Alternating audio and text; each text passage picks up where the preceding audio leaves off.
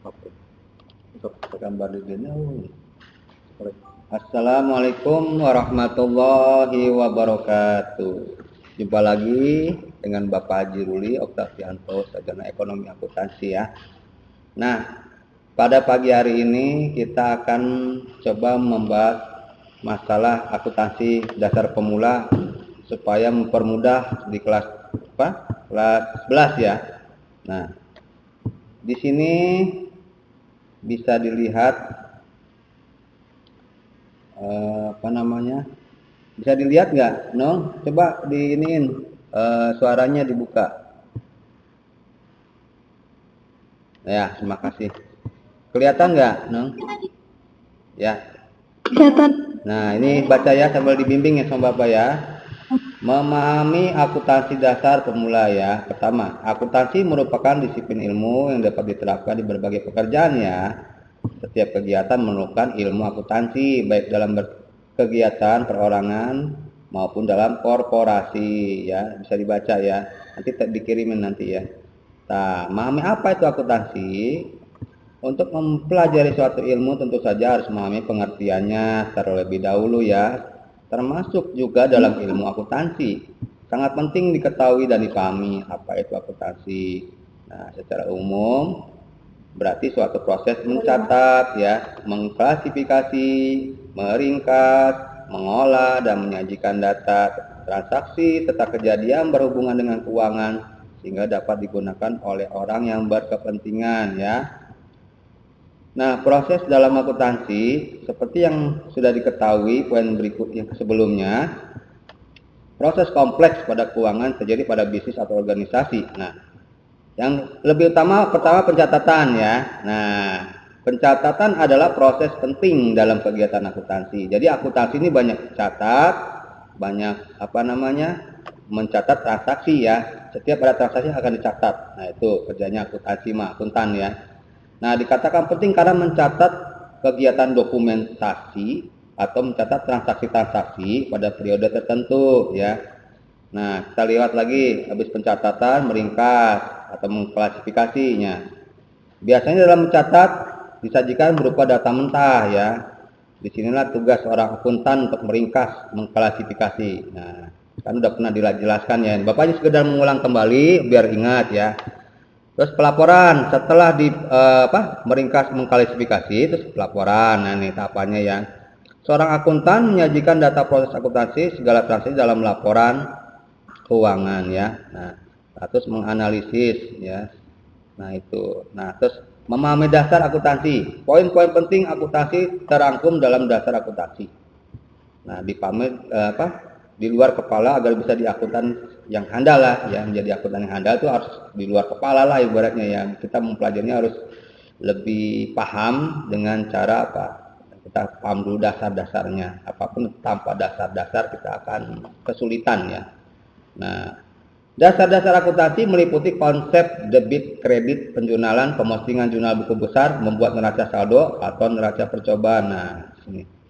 Baca, pahami satu persatu kata, baca ya, dibaca diulang-ulang. Ini dasar ini jangan sampai lupa karena apa? Tanpa ada dasar ini kita tidak akan ada buat modal, buat paham ya, buat bahan kita. Penting banget kalau membuat bangunan aja kan perlu ada fondasi ya. Nah, ini bahan fondasinya harus dipahami dulu.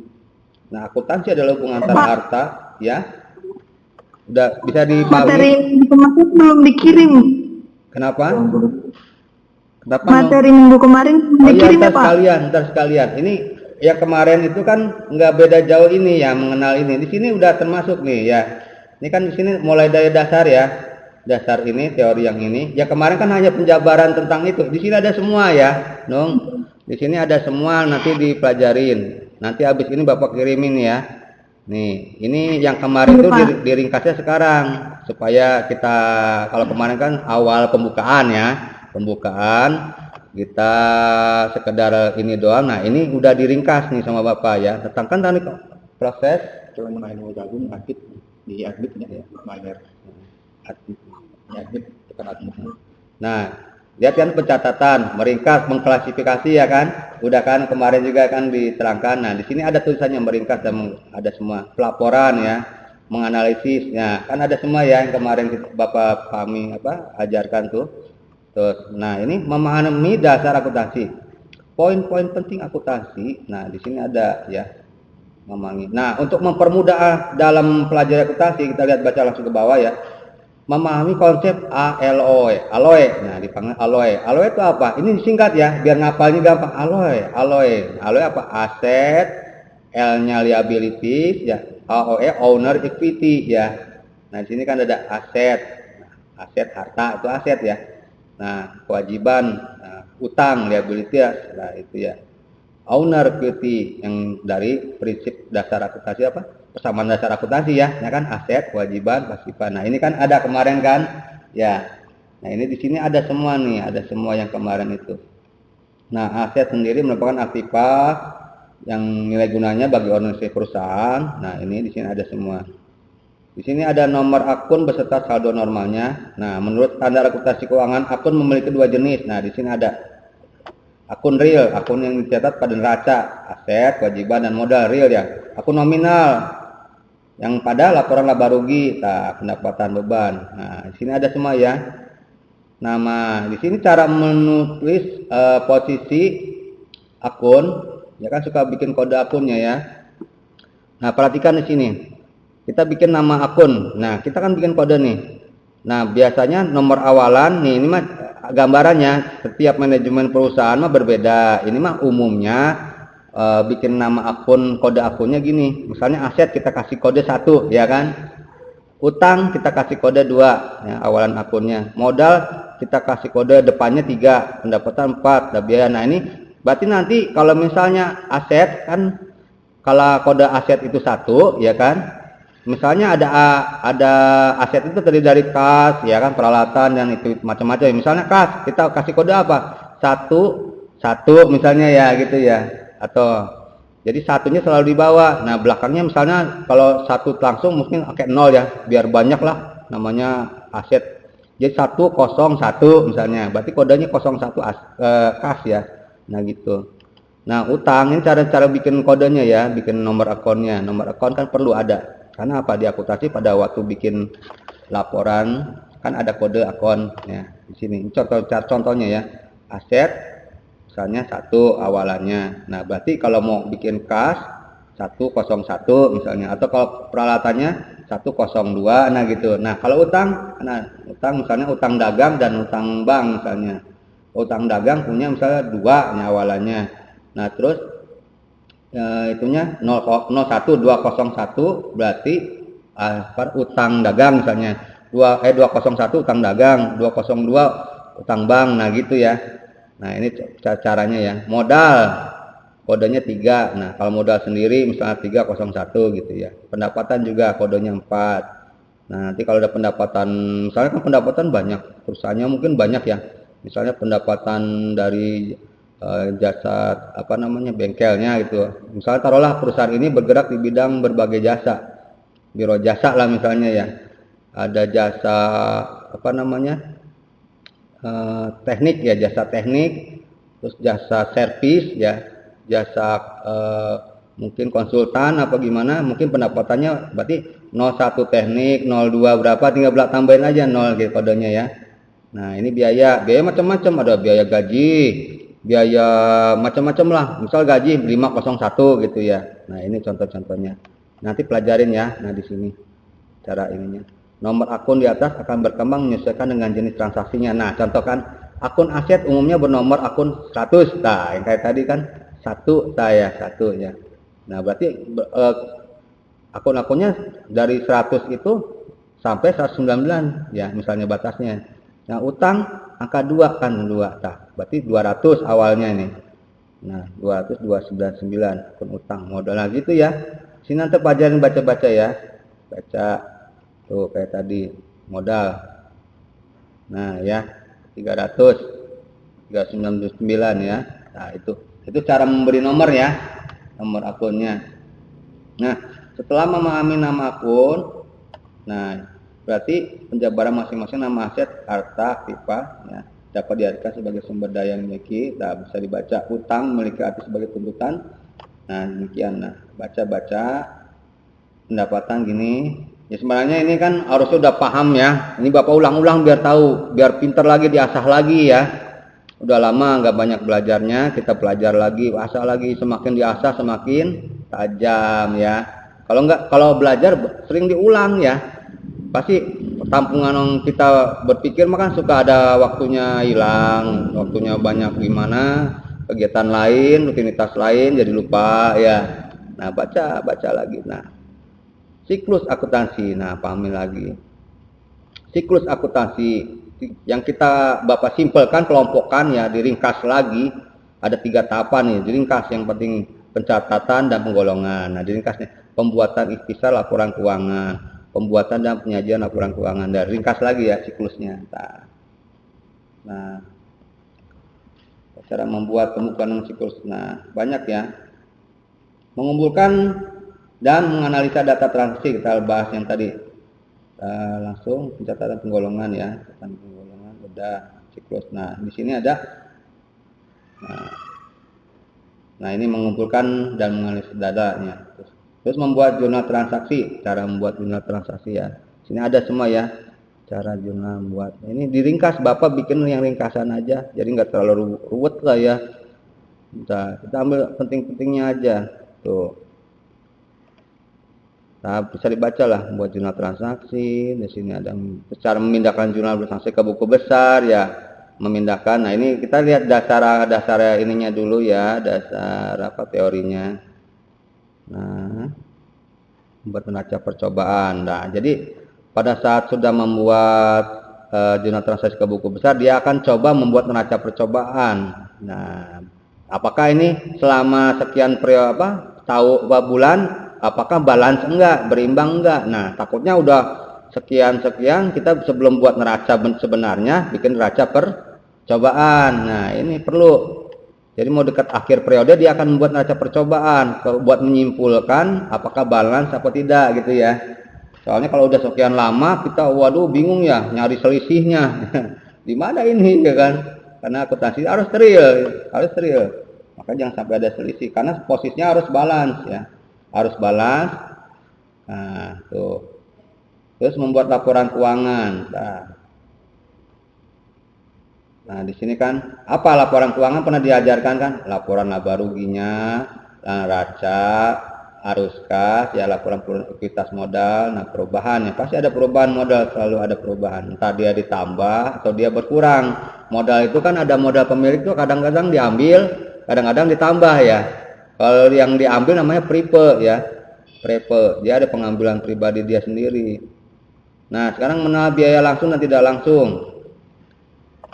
Nah, langsung tidak langsung digunakan. Biaya langsung mengacu pada biaya yang berkaitan dengan produksi barang, dapat dilacak kembali. Nah, ini baca ya. Dari cost secara langsung berarti. Nah, biasanya biaya ini membayar karyawan yang menghasilkan suatu produk, kayak misalnya ada pengerjaan home industry ya. Mengajarkan satu barang dia langsung dibayar langsung ya.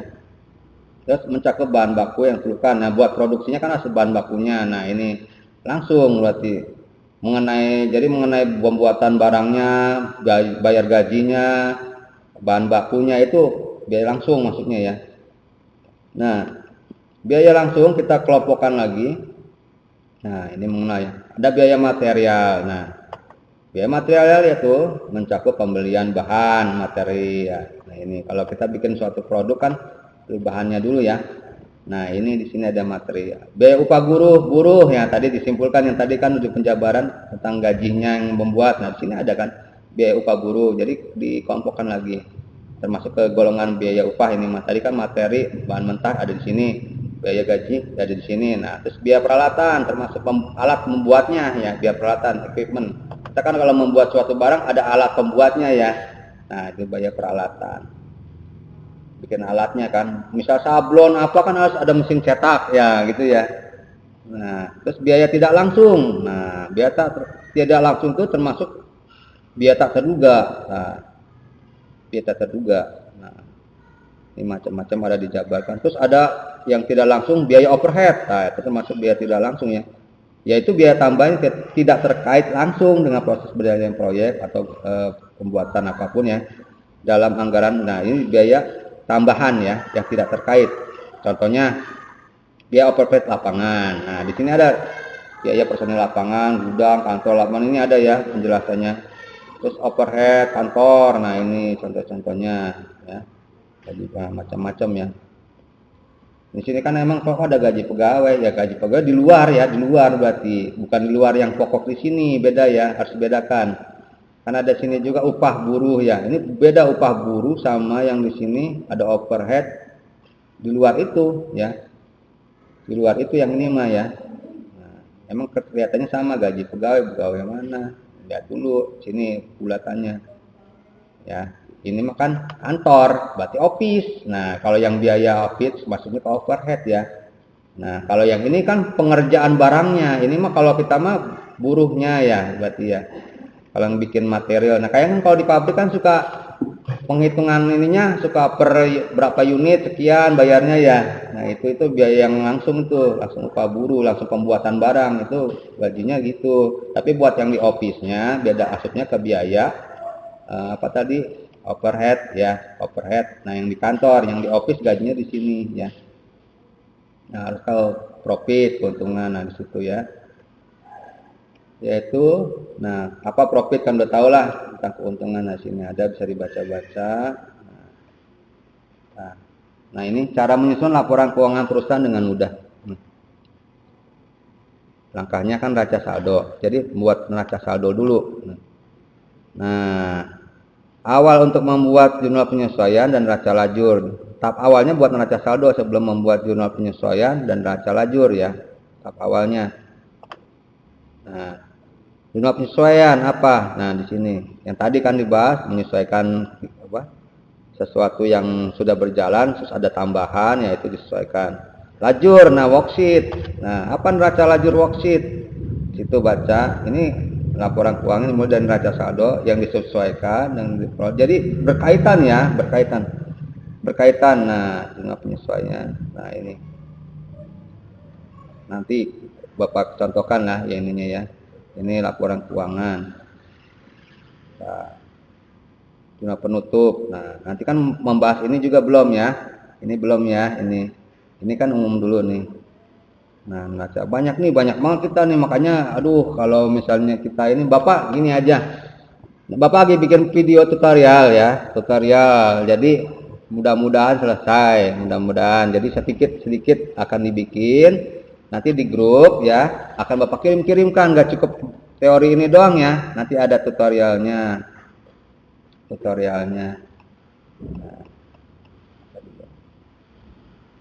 Nah, ini ada pembahasan berikutnya. Coba. Nah, kita contoh soal ya. Contoh soal nih, udah supaya ngasah lagi otaknya ya. Nah, Pak Hendra membuka usaha bengkel dengan nama bengkel Gila 8 tahun ya. Dengan uang tunai sebesar 20 juta ya. Berapa nih? Nah, lihat nih soalnya. Gimana? Nah ya 20 juta posisinya ingat kan. Kita dulu share. Kebaca nggak Nung? Ini kelihatan nggak Nung? Coba suaranya sendiri ini Kecil Pak. kecil ya. Nanti dikasihlah ininya agak di kecil banget ya, soalnya nggak bisa diminta 100%, nggak bisa ya. Nanti dibacalah, nanti kirim semua ya. Cara jawabannya ada. Nah, soalnya kan ini soalnya ya. Soalnya ada, jawabannya ada. Nah, ini komplit. Di sini dulu kita belajar bikin jurnal, diperdalam lagi ya. Ya. Mana ngajum dari jenisnya dari Pak. Ini bisa dijum. Soalnya di soal nih, coba Nong bisa dibuka ini misalnya klik coba dilebarin di layarnya di HP-nya bisa nggak dilebarin? Digedein ya layarnya Nong di HP-nya. Bisa Pak. Nah gitu caranya ya, nanti dilebar. Nah sekarang coba lihat soal 1 dulu nih. Pak Hendra membuka usaha bengkel dengan nama Bengkel Gila misalnya dan menyetor awal dengan uang tunai sebesar 20 juta ya. Nah, itu perhatikan soalnya. Membuka usaha bengkel, nyetor modal. Nah, coba gambarkan secara ini. Posisinya berarti kalau punya modal akan menambah apa? Nah, menambah apa ini? Ayo, coba dong suaranya yang tahu. Suaranya buka. Ayo. Satu soal coba tuh. 20 juta masuknya apa aja? 2 jurnal. Debet. Ya, debetnya apa? Berarti ada uang apa yang masuk? Ada in-nya apa tuh? Uang. Kas. Nah, kas di Debat. Nah, berarti modal di Kredit. Nah, coba lihat jawabannya nih ya.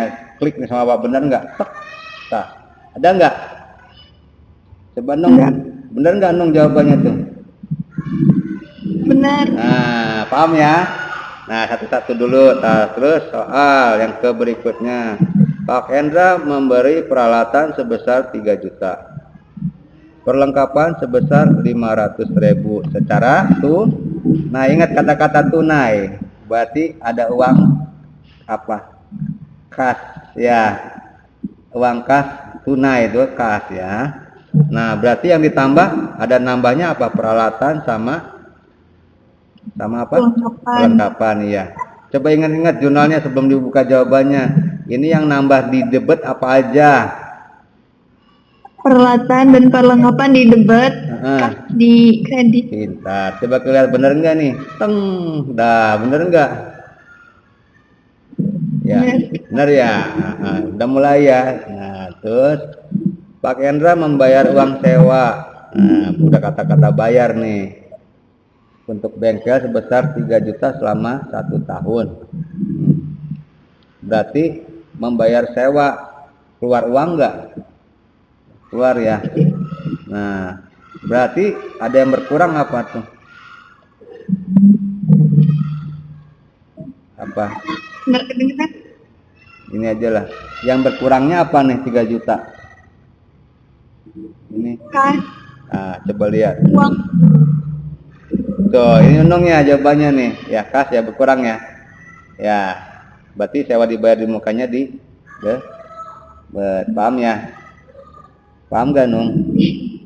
Ya. Insyaallah. Alhamdulillah. Nah, dikit-dikit lah. Itu contoh-contohnya ya. Nah, terus sekarang tes lagi nih. Terus biar ya semakin diulang, semakin diasah, semakin pintar ya. Ya, pisau kalau diasah tajam nggak?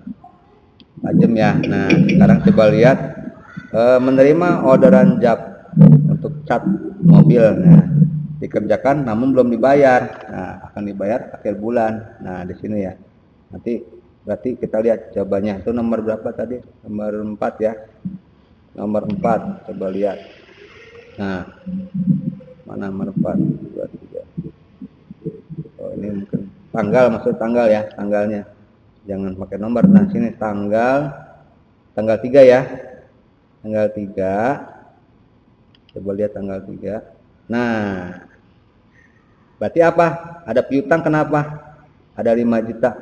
Orangnya udah bayar belum? Ada piutang. Coba lihat soalnya ya. Nih. Tanggal 3 ya.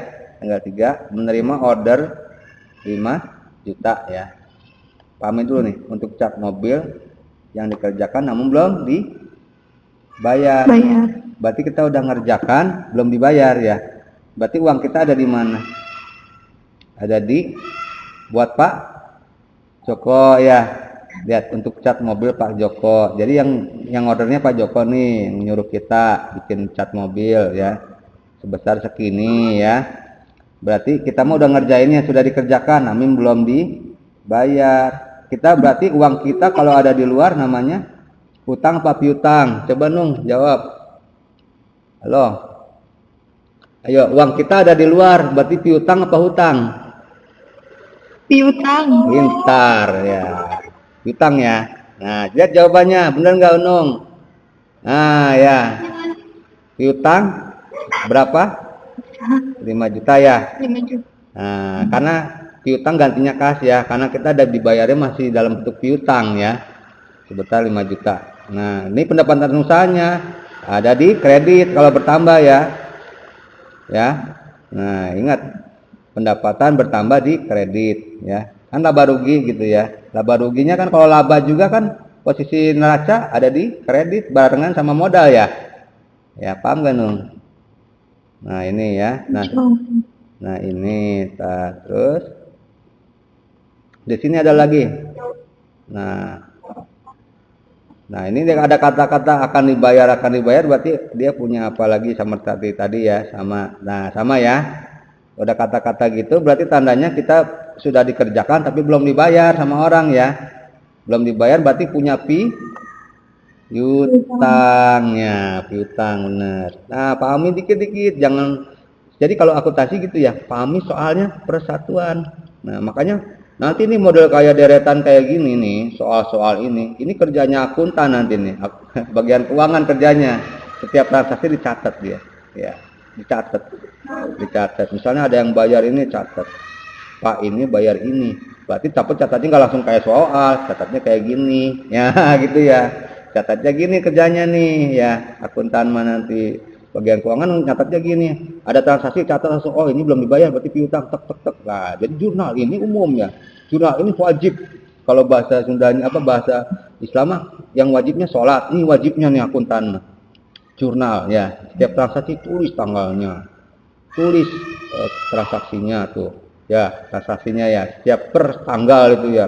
Hari ini tanggal ini ada sewa nih, hari ini tanggal ini ada piutang nih. Ya, ada yang ngerjain barang tapi belum bayar nih, masuk piutangnya kan gitu ya. Tuh. Nah, lihat soal nomor tanggal 7 nih ada transaksi apa nih? Ada perlengkapan hutang. Coba kita lihat soalnya tanggal 7. Nah, Pak Hendra membeli perlengkapan bengkel. Nah, sebesar 1 juta. Nah, karena membeli perlengkapan bengkel 1 juta, berarti uang kas kita berkurang. Masuk di kredit ya. Nah, ini yang bertambah apanya nih? Yang di debitnya perlengkapan. Nah, lihat soalnya jawabannya tuh bener ya, perlengkapan. Ini apa namanya? Maaf. Di sini nggak ada kata cash ya, nggak ada kata cash ya. Namun akan dibayar, bapak salah, nggak ngelihat kata cash berarti bukan kas, hutang ya. Hutang tadi nggak dilihat, perhatikan bapak salah karena tidak dibaca, makanya itu contoh bapak yang salah tadi, tidak membaca dari awal. Nah, itu contoh jangan diikutin ya cuma. Nah, ini baca soalnya sampai akhir ya. Jadi contohnya kalau ada soal akuntansi baca dari awal sampai akhir, pelajari. Di sini kan Pak Hendra memberi perlengkapan bengkel dari toko Agung sebesar 1 juta. Namun akan dibayar akhir bulan. Berarti ngutang ya. Bayarnya dengan hutang dia. Berarti yang menambah hutang ya. Nah, kan kalau di persamaan akuntansi hutang kalau bertambah di kredit barengan modal ya, bertambah di kredit. Nah, sama di sini berarti. Nah, di sini ya hutang, punya hutang karena dibayar bulan depan 1 juta ya. Perlengkapannya mah udah diambil nih 1 juta tapi belum dibayar kontan, berarti hutang kene, hutang lagi, masih hutang ya 1 juta. Nah, pahami satu-satu soalnya. Mudah lah, anggapnya mudah lah gitu ya, mudah ya. Nah, 1. Nah, baca soal. Coba sekarang bertanya nih. Yang penting paham apakah ini kontan, apakah ini utang. Nah, itu posisinya ya. Harus tahu mana bayar kontan, mana bayar tempo, akhir bulan atau bulan depan. Itu hitungannya kalau ada kata-kata gitu berarti hutang ya. Nah, di sini ada lagi nih contoh soal nih. Coba jawab ya. Menerima order job sebesar 9 juta. Nah, dapat orderan job nih 9 juta nih. Sudah dikerjakan, namun masih dibayar 3. Nah, ini variasi nih. Masih dibayar 3, ada yang dibayar nih cuman 3 juta dan sisanya akan dilunasi. Nah, punya piutang nih kita nih ya. Ini kontannya segini, sisanya dilunasi. Orang teh berarti punya piutang, sisanya berapa dari 3 juta? Nah, di situ ada baru 9 juta total. Yang dibayar 3, berarti ada sisa 6 ya. Nah, coba lihat jawabannya. Nah, Nah, sini ada piutang. Nah, piutangnya kan 9 juta ya. Nah, ini tadi kalau ada pembayaran dia kan ada ini, nanti ini baca ini dulu. Nah, ini ya. Mana sih? Tanggal berapa tadi? Lihat, makanya soal lihat tanggalnya. Tanggal 9. Nah, ya. 9 juta nih. Karena dia bentuk piutang usaha ya, 9 juta ya. Pendapatan usahanya berarti 9 juta, berarti belum dapat uang 9 juta ya. Nah, di sini dia bayar 3 juta tadi ya, berarti kasnya nambah 3 juta. Nah, nih biar balansnya gimana? Piutangnya yang tadi ada 9 berkurang 3 juta ya. Karena dia udah bayar 3 juta. Nah, 3 juta. nah, jadi total dulu nih piutang kita punya segini, total dulu. Pendapatan kita berarti kalau bertambah kan di kredit ya segini. Nah, makanya harus berimbang. Nah, berarti kasnya itu yang udah dibayar segini ya tadi. Berarti piutangnya kita kurangin yang dari 9 tuh. Buat ngurangnya gimana? Ya dibalansin, diimbangin di sini, dikreditkan. Ya, kalau piutang berkurang di kredit, sama kayak kas ya, berkurang di kredit ya. Nah, ini ya. Paham ya sampai sini ya. Nah, nanti diulang-ulang aja sama Nong biar mantap. Nah, ini banyak nih. Banyak. Nah, ya. Kalau contoh jurnal beginilah ya udah bisa ya. Bikin worksheet segala macam. Jurnal. Nah. Ya, mungkin cukup dulu kali ya. Nanti Bapak kirimkan semuanya ini termasuk contoh soalnya, termasuk tadi teorinya ke grup ya. Silakan nanti dipelajarin lebih lanjut lah ya. Agak mukanya biar keluar. Stop sharing. Stop sharing. Ya, terus gimana?